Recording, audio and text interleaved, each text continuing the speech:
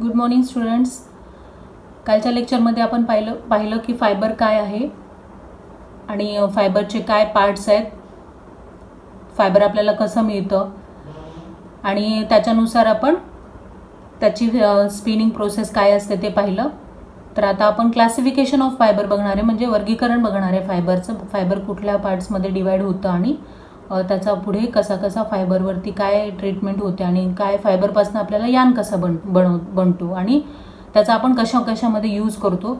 त्याचे पार्ट्स आपण बघणार आहेत फायबरचे, की कुठल्या पार्ट्समध्ये कुठले पार्ट्स जे येतात ते कुठले नॅचरलमध्ये येतात आणि कुठले मॅनमेडमध्ये येतात, याचं क्लासिफिकेशन आपण बघणार आहे. दोन पार्ट्स आपण काय आहे ते काल बघितलं की नॅचरल फायबर आणि मॅनमेड फायबर.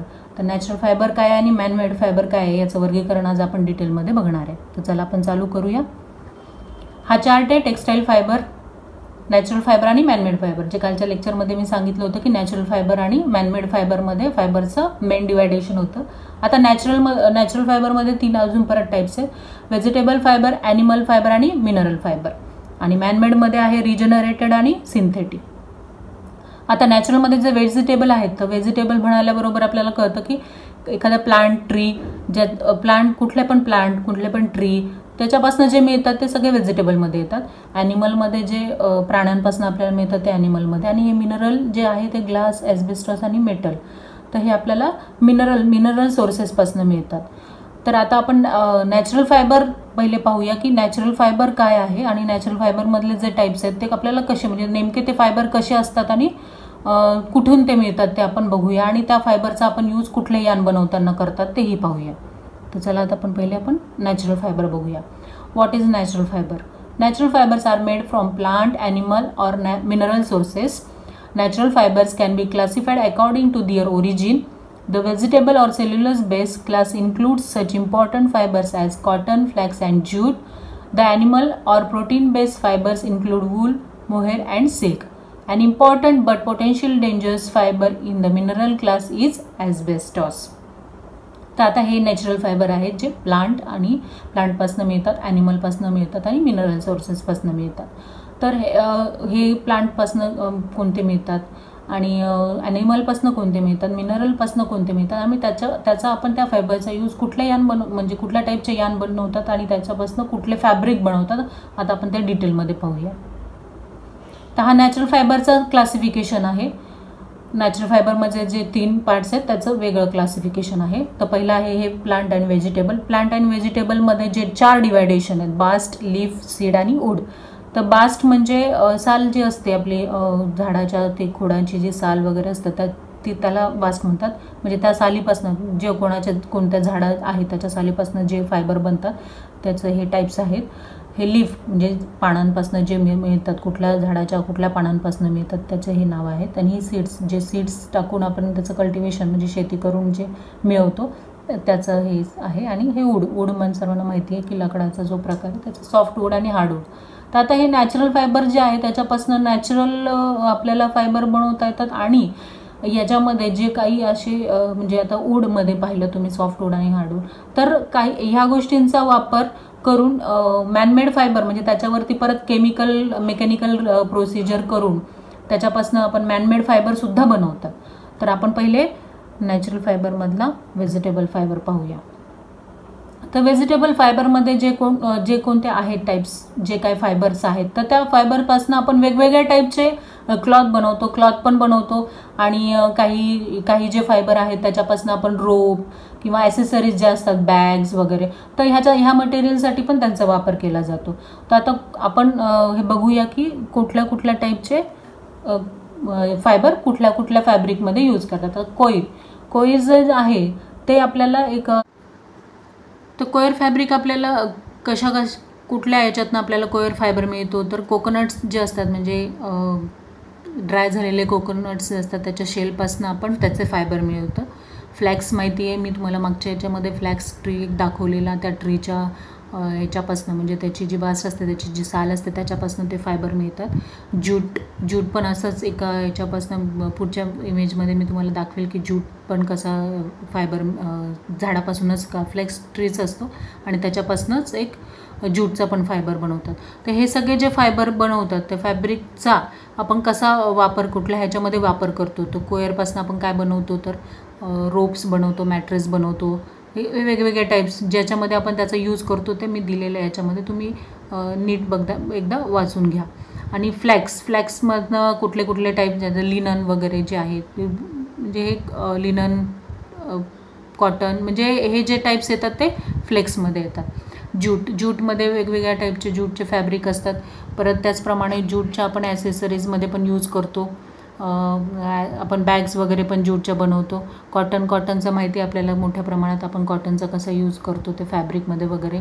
हेम पण हा थोडासा कॉटनसारखाच असतो, थोडासा मिक्स असतो आणि त्यापासूनही फॅब्रिक बनवतात. रॅमी जो क्लॉथ असतो तो मोस्टली कर्टन्स, रुमाल वगैरे याच्यासाठी हे तयार करण्यासाठी बनवतात.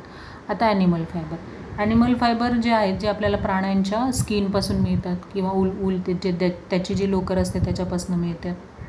सिल्कचं जसं आपल्याला माहिती आहे की रेशमी किडाची लाळ असते, त्याच्यापासून सिल्कचा फायबर मिळून त्याच्यापासून आपण त्याच्यावरती प्रोसिजर करून सिल्कचा आपण धागा तयार करतो.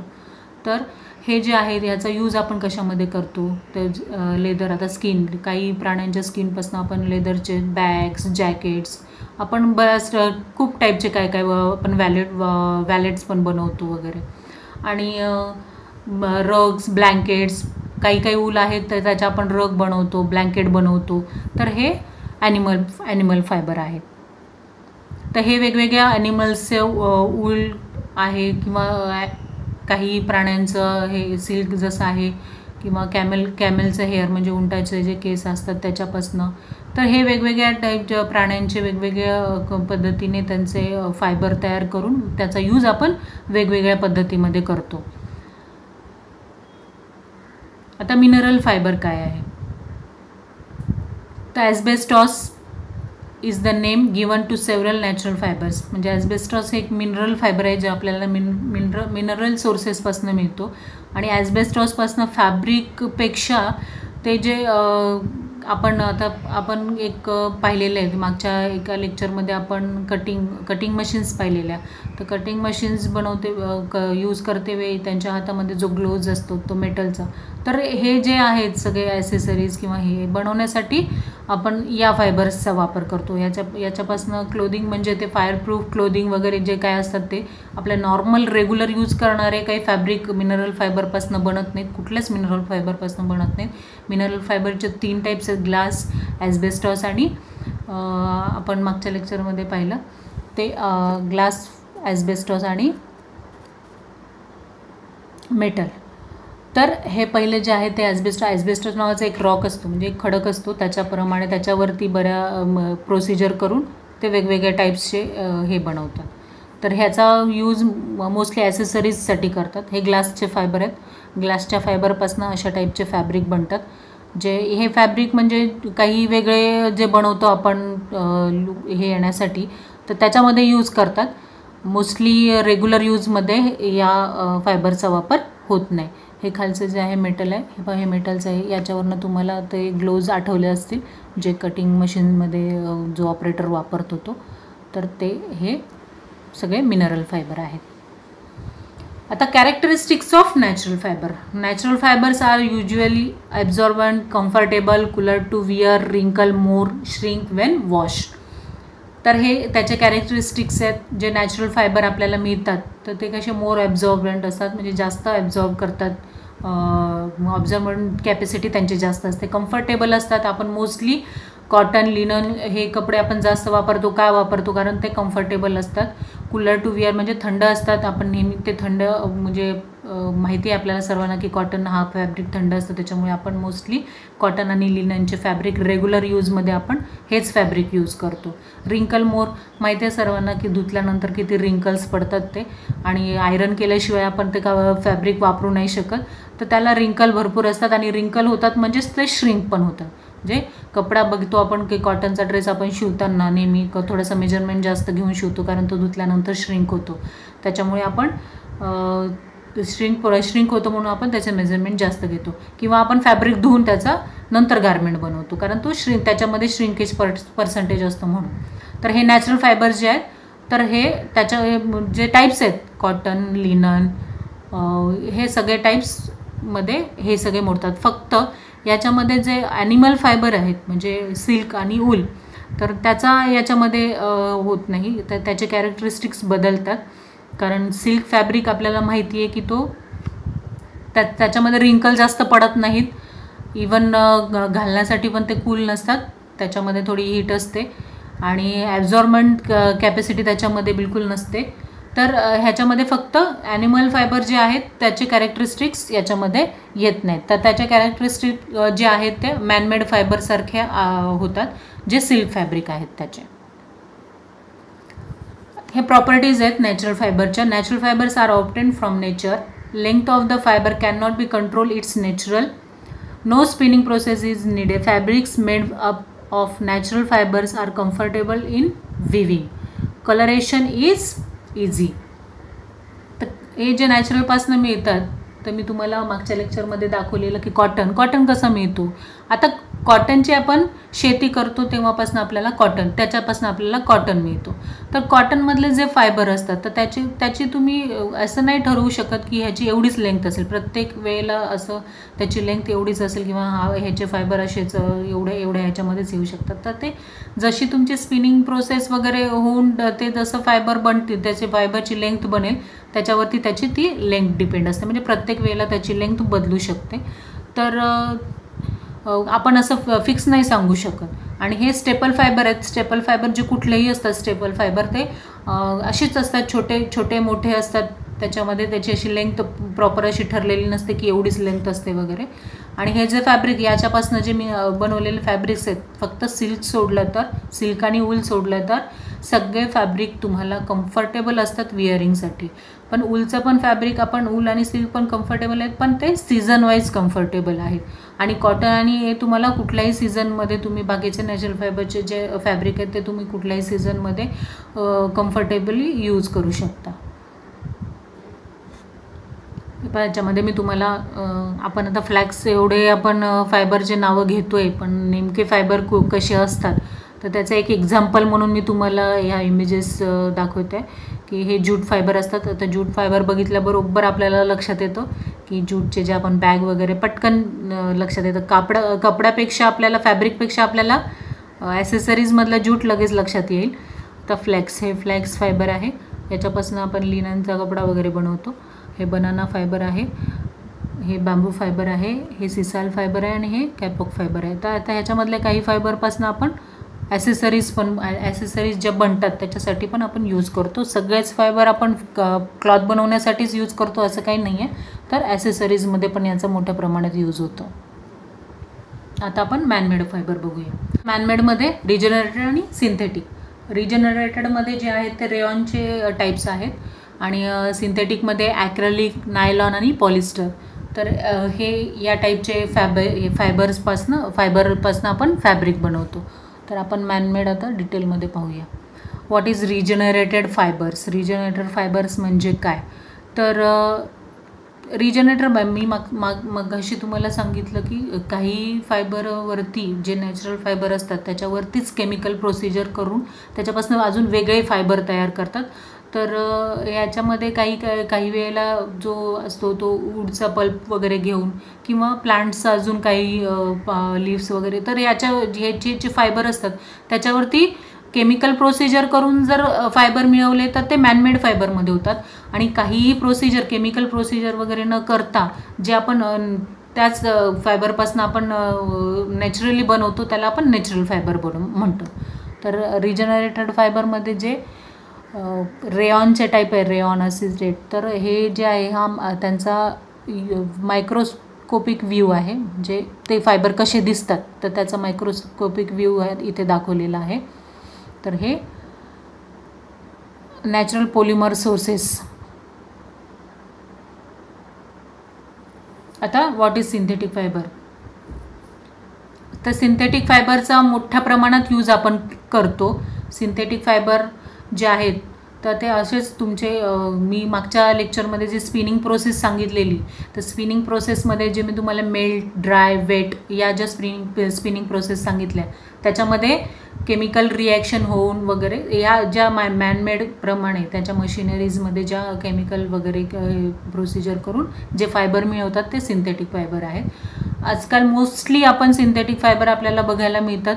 फॅब्रिक खूप आपण पाहतो, कारण सिंथेटिक फॅब्रिकचे एकतर रेट पण कमी असतात. मग तुम्ही कम्पेअर केले तर तुम्ही नॅचरल फायबरमध्ये जे फायबर आहेत त्याचे पाहिले तुम्ही प्युअर कॉटन आणि लिनन याचे जर तुम्ही फॅब्रिक घ्यायला गेले तर आणि तर रेट किती असतात आपल्याला माहिती आहे. तर सिंथेटिक फायबर कम्पेअर केलं तर तुम्हाला सिंथेटिक फायबरचे रेट पण कमी मिळतील, कारण सिंथेटिक फायबरचं प्रोडक्शन जे आहे हे इझिली होतं आणि त्याच्यामुळे त्याचे जे आहे फॅब्रिक आणि त्याच्या ज्या प्रॉपर्टीज आहेत फॅब्रिकच्या, तर त्याच्यामुळे आपण सिंथेटिक फायबरचा यूज मोठ्या प्रमाणात मार्केटमध्ये होतो. तर हा मायक्रोस्कोपिक व्ह्यू आहे सिंथेटिक फायबरचा.